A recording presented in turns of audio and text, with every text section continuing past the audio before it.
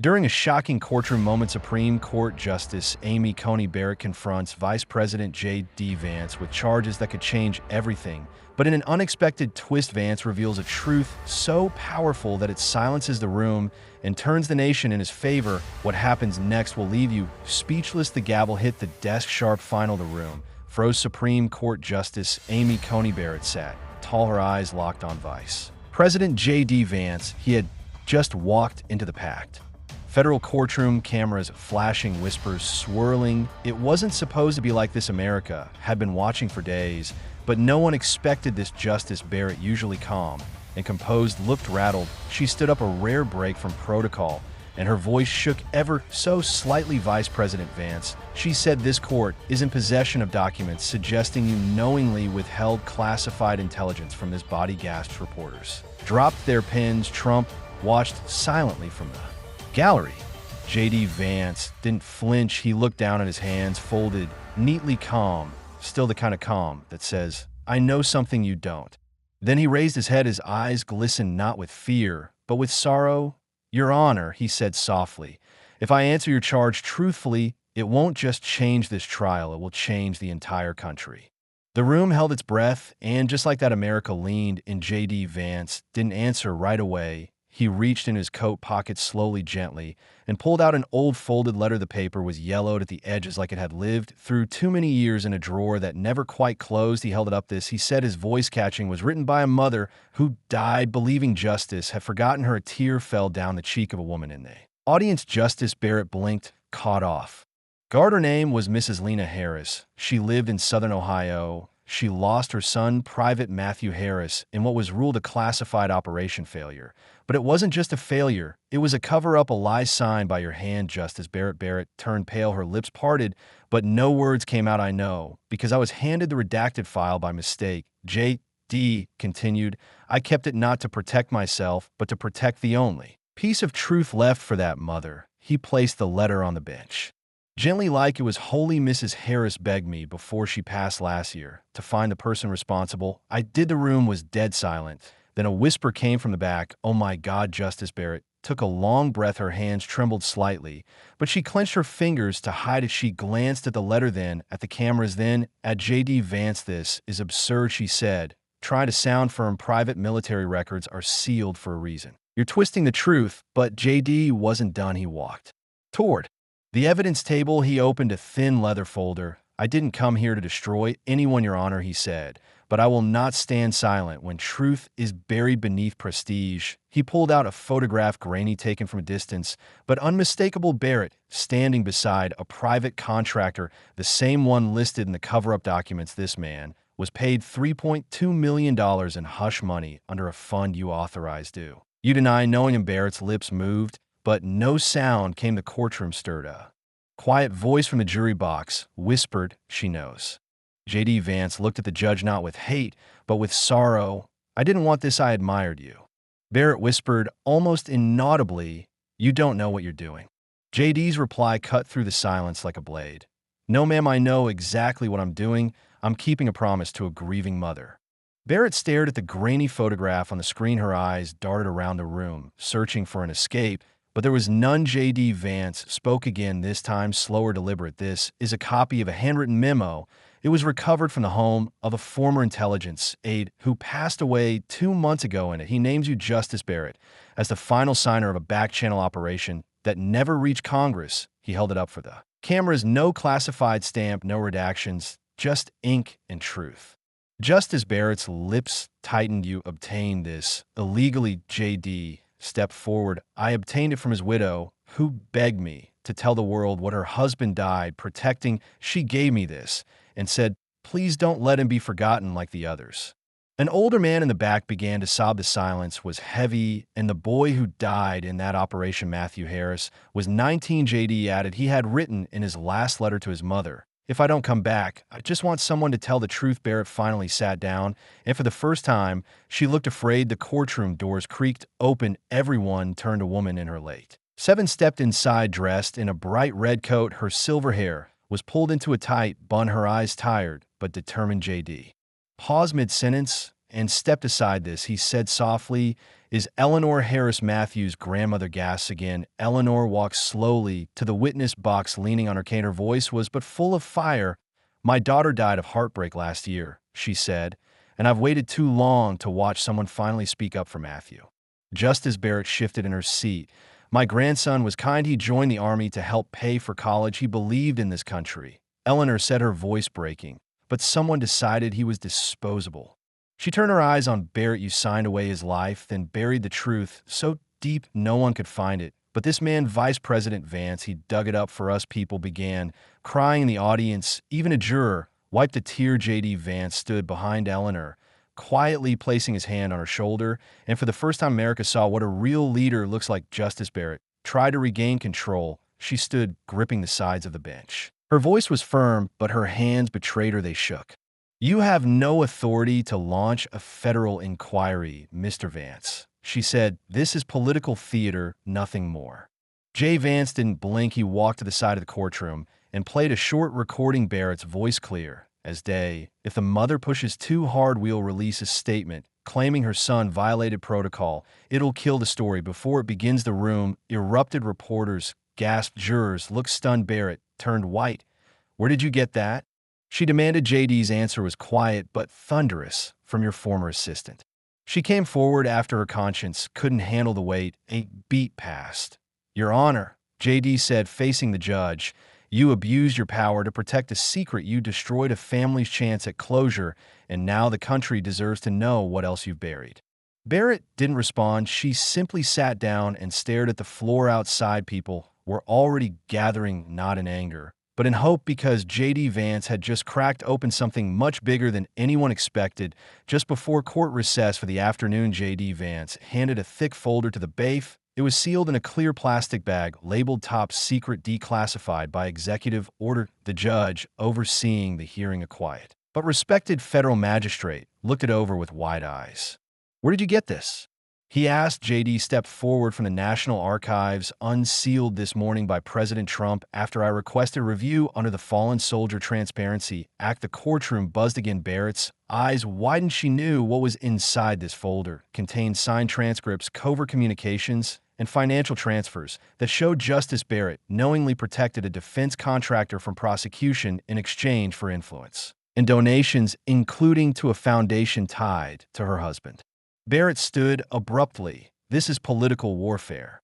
"No, ma'am," JD said calmly. "This is justice." He turned to the camera and to every family who ever felt ignored by the very system that promised to protect them. "This is for you people." In the courtroom wept openly, and outside the courthouse veterans began gathering, some in uniform, holding pictures of fallen sons and daughters. The nation had started to wake up, and it was watching closely. Later that evening, JD Vance stepped outside the courthouse for a brief statement. Reporters crowded around, microphones outstretched, but he didn't speak about Barrett, not yet. Instead, he shared a story. "When I was a boy," he said, "I saw my mom cry over a folded flag, not because she lost someone, but because her best friend did, and she said something that never left me." He paused, looking into the camera. She said, "They give us flags when they don't want to give us answers."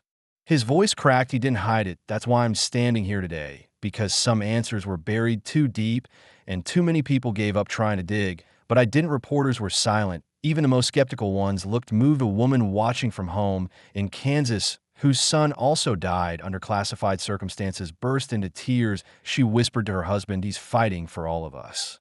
JD Vance didn't stay long. He just said, "One more thing. I didn't come here to win a political battle. I came here to win back trust."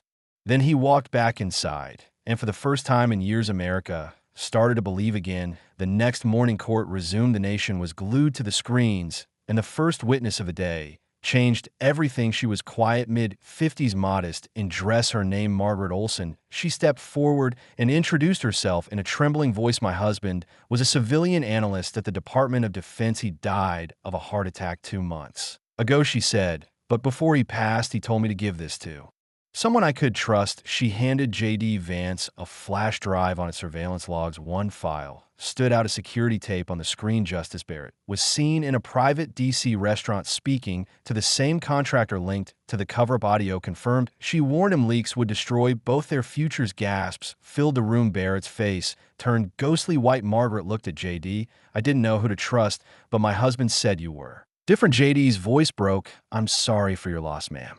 She nodded. He said you'd be the one to do what he couldn't. The judge looked stunned. Reporters were speechless. And across America, families of forgotten heroes began to feel something they hadn't felt in years. Hope. The judge ordered the courtroom lights dimmed. JD Vance approached the bench with a calm, steady voice. With your permission, I'd like to play this 1-minute clip from the security footage given to us yesterday.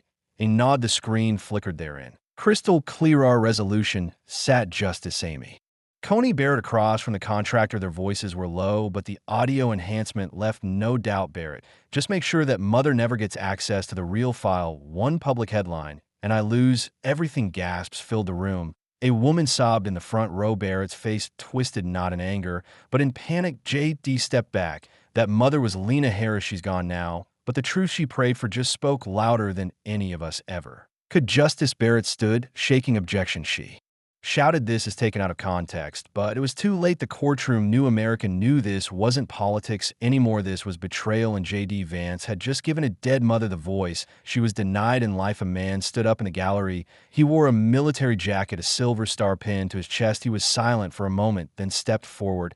I serve in the same unit as Matthew Harris, he said, voice growly with emotion. He died because someone ordered a last-minute change to the mission. A change we were told came from above, from the court.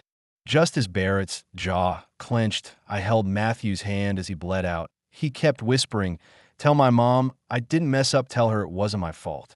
People started weeping openly. Even one of the reporters lowered her camera to wipe her tears. J.D. Vance nodded gently.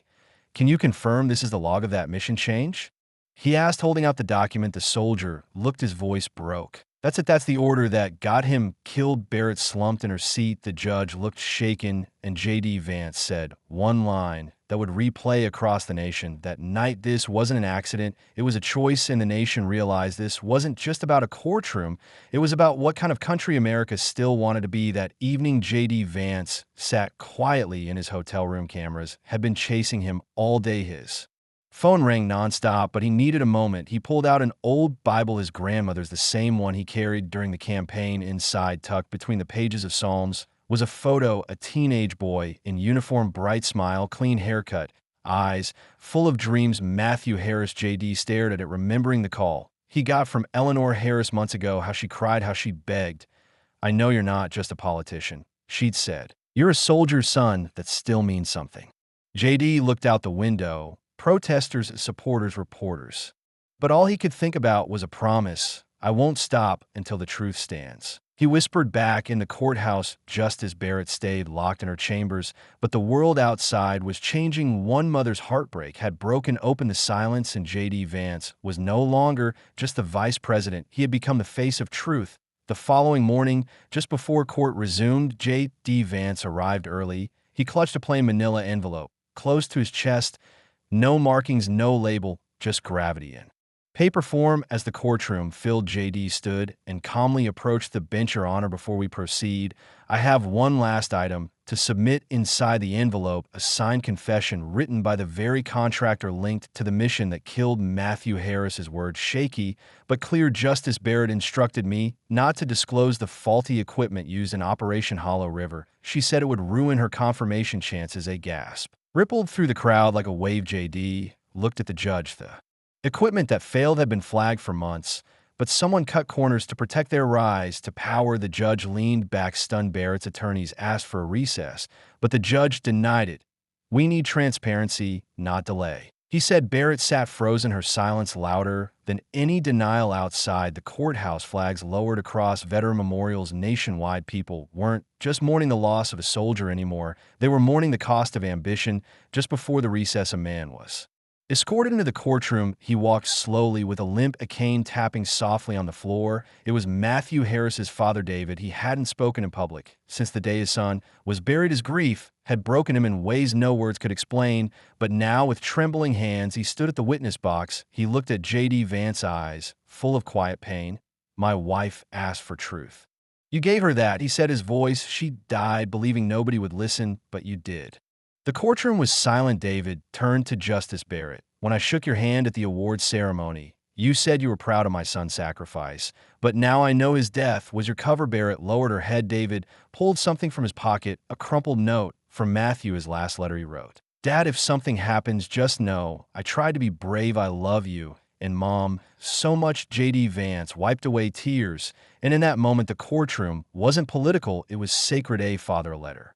A son and a nation finally listening. Just after David Harris finished speaking, the courtroom fell into a stunned silence. Even the bailiff wiped his eyes, then cracked. The judge's gavel hit the bench with a heavy hand. He looked directly at Justice Barrett. "You have the right to respond to these claims, but silence will be taken as acceptance of their truth." Barrett's lips parted, but no words came, only tears. "I never meant for anyone to die," she finally whispered. JD Vance stood. "With all respect," he said, "intentions don't undo consequences. One family's loss shouldn't have been buried to protect your career." The judge nodded slowly, then turning to the room. "This hearing is no longer just about ethics. It is about the integrity of our nation's highest institutions. We proceed." No delays. People stood up in the gallery. Veterans, mothers, pastors, students, and outside cameras captured a crowd of thousands holding signs not of protest, but of remembrance. Matthew's life mattered. Truth over power. "Thank you, JD."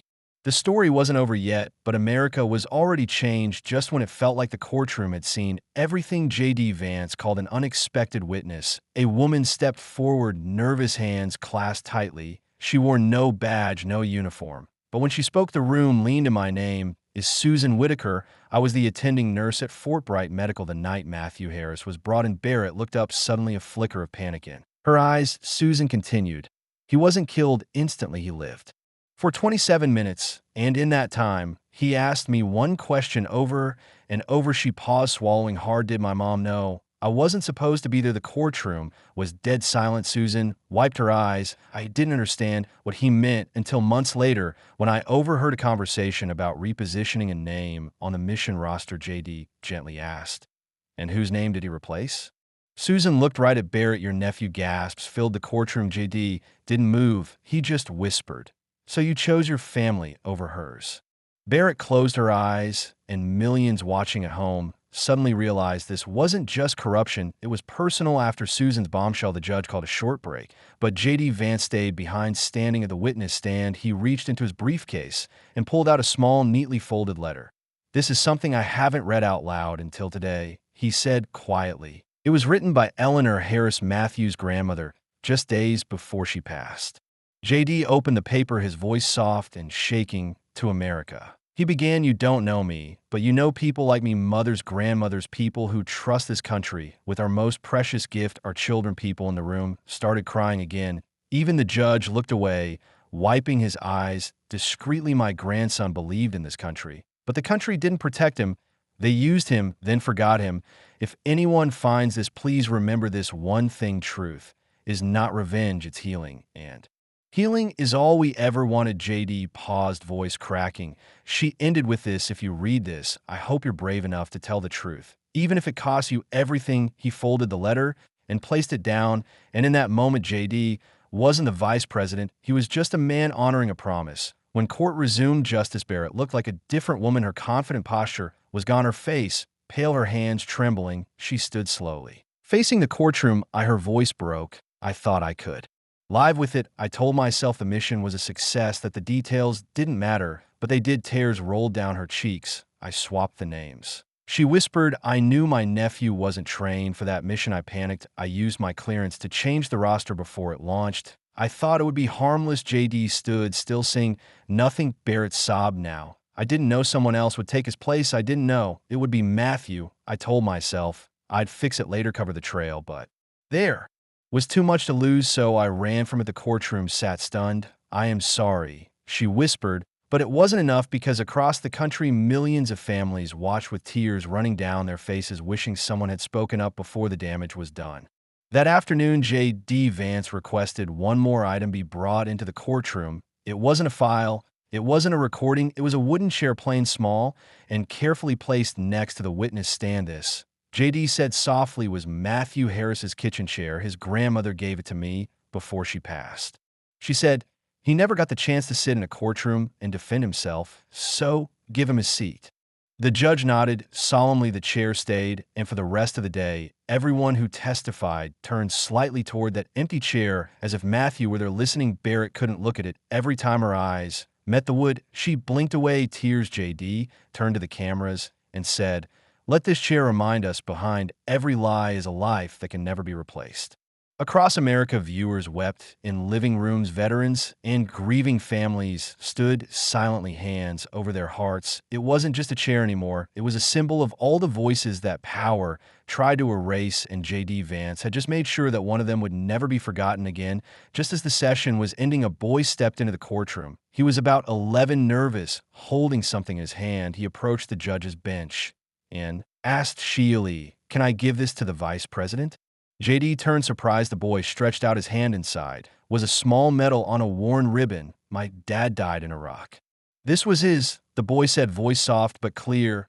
I watched this trial all week. I wanted to give this to you because you fought for a soldier when no one else did. JD knelt down, taking the medal like it was made of glass. His voice cracked. What's your name? Caleb, the boy whispered. JD hugged him, and every camera caught it. That night, news outlets showed that single image, a grieving boy and a vice president who knelt to honor him. It wasn't scripted, it wasn't political, it was real, and millions of viewers cried like they hadn't cried in years, not just because of the pain, but because of the dignity, because in that moment, JD Vance didn't just expose a lie, he reminded America what truth looks like when it wears a child's face. The jury returned early. No one expected it. Inside the courtroom, tension tightened like a rope. We have reached a decision, the foreman said, voice trembling. The judge nodded. Please proceed. The juror looked at Justice Barrett. We find that your actions, though not criminal under current law, were morally negligent and politically deceitful. We recommend immediate resignation and full congressional review. Barrett didn't protest. She simply nodded and whispered, I understand. But then something remarkable happened. The same juror turned to JD Vance. And to you, Mr. Vice President, we have nothing to rule, but everything to say thank you. The room rose to its feet, the jury, the audience, even the judge. People clapped quietly, not in celebration and reverence for truth. JD didn't smile. He just looked at the empty chair one last time, then turned to the cameras. This was never about winning, he said. This was about honoring a promise to a soldier, a mother, a family, and a nation that deserved to know the truth. And for one quiet, powerful moment, the nation cried together. The courtroom was empty now, but the echo of truth still hung in the air.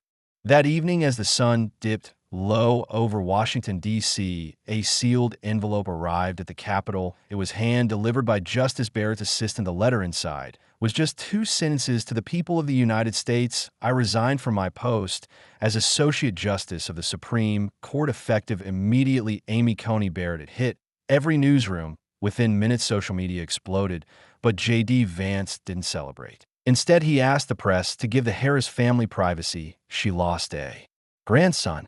Her daughter lost a son.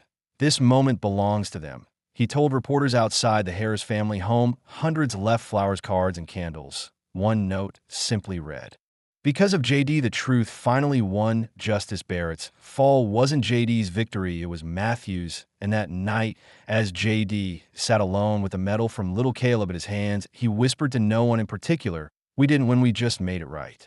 And in homes across America, families clutched old letters, faded photographs, and cried. The next morning in a small school in Cincinnati, a 5th grade class gathered around a screen. Their teacher, Mrs. Henley, had shown them clips of the trial all week, not for the politics, but for the message. She stood beside a whiteboard and wrote one word in large, careful letters, honor. Who can tell me what this word means? She asked. A girl raised her hand. It means telling the truth, even if it's hard. Exactly, said Mrs. Henley, tearing up, and who showed us that this week the entire class answered in unison. Vice President Vance. On the wall, a new picture had been pinned next to the American flag. Matthew Harris, smiling in uniform below. a handwritten note from the children, "You are not forgotten." And J.D. Vance, watching a clip of that moment later, that evening sat back in his chair and covered his face. He didn't cry for politics, he cried because the truth reached the place where it mattered most the next generation. That night the phone rang. J.D. Vance answered quietly. "Mr. President." Donald Trump's voice came through the line, steady, deep. "You didn't just expose corruption," he said. "You exposed courage. You did what very few men in history ever have." JD didn't respond right away. "I wasn't looking for glory," he said. "Just justice." "I know," Trump replied, "but the people saw you, and they're never going to forget this." There was a pause. Then the president added, "Tomorrow I want you to deliver a national address from the Lincoln Memorial. It's time America hears from you, not as a politician, but as a man who did the right thing." JD was quiet. "Will you do it?" Trump asked. "Yes, sir." JD said, "But only if I can mention one name." Trump chuckled. "Let me guess. Matthew Harris." JD smiled faintly. "Yes, sir." Him and his mother. And as he hung up, JD looked out the window. The city lights were glowing, but the real light was something deeper, the truth finally shining. The next morning, a gentle mist hovered over the reflecting pool in Washington, D.C. A stage stood in front of the Lincoln Memorial, flanked by American flags that barely moved in the breeze. J.D. Vance walked up slowly, the marble steps beneath him echoing each step the nation was watching. He stood at the podium, looked into the sea of faces. Veterans in wheelchairs, mothers clutching photographs, children holding tiny flags. And he began. "6 days ago, I entered a courtroom to answer an accusation," he said. "But what I uncovered was not just about me, it was about all of us." He paused, then placed Matthew Harris's photo on the podium. "This young man gave everything for a country that nearly forgot his name. Today, we remember not because of anger, but because of love. Love for truth. Love for what's right. Love for families who never stopped praying." Someone would listen. Cameras zoomed in as his voice broke. "If we're going to heal this nation, it starts with honoring those we lost, not with silence, but with action." And in that moment, people didn't see a politician. They saw a man America could trust. As JD stepped back from the podium, the crowd didn't cheer. Instead, one by one, they knelt. Veterans, teachers, grandparents, children, in total silence. They knelt not in protest, but in honor for Matthew, for truth, for the courage it took to speak it aloud. J.D.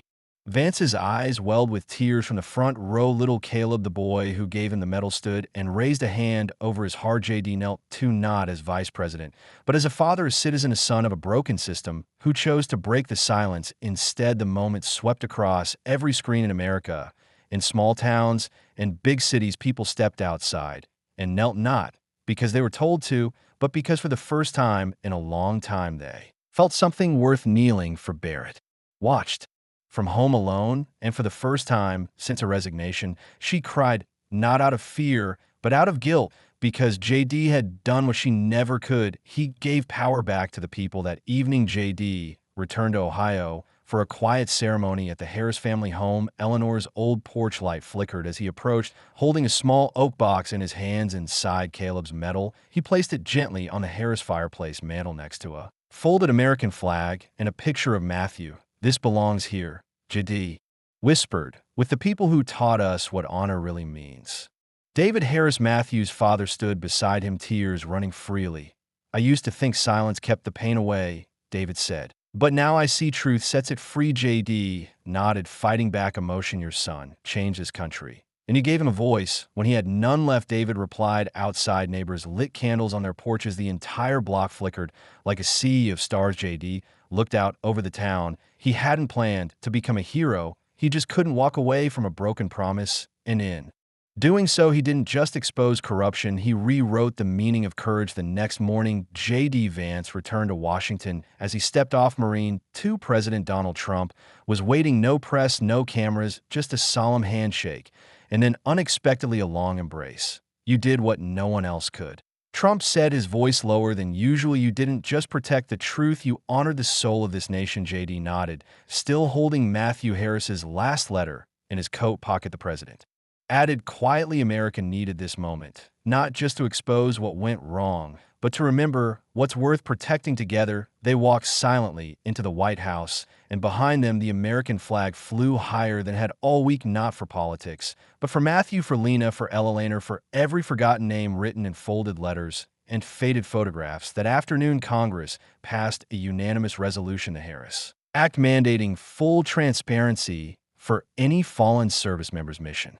History was signed by both parties, no debate, because JD Vance hadn't just told a story, he sparked a movement at Arlington National Cemetery. A new memorial had been quietly approved. No statues, no speeches, just a flame protected by glass, beside a plaque with 12 words to the soldier whose truth was buried, until one man spoke at the flame, was lit by JD Vance himself. He stood beside David Harris' hand on his shoulder as taps played softly in the distance. A small group gathered: Caleb, Mrs. Henley, Susan the nurse, and several veterans who had once testified in silence. There were no crowds, no media, just family. JD took one final step forward, pulled Matthew's last letter from his coat pocket, and placed it beneath the flame.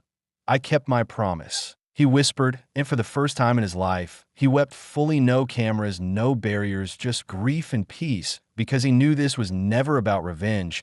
It was always about remembrance. On the seventh day, JD returned home to his wife and children. He stepped inside quietly. His youngest ran into his arms, holding a handmade sign, "Welcome home, Daddy. We're proud of you." He fell to his knees, hugged them tight, and whispered, "I just wanted to make the world a little safer for you." That night, JD wrote one last letter, not for court, not for the cameras, but for his journal. "Let the story not end with me. Let it begin with every child who watches, listens, and believes that telling the truth, no matter the cost, is how nations rise." I stood in the courtroom to defend myself. I left it defending something much greater. And with that, he closed the book. But the story never really ended, because somewhere out there, a mother just tucked her child into bed with more hope. A veteran finally slept without nightmares, and a forgotten soldier was remembered by a nation that almost moved on too fast.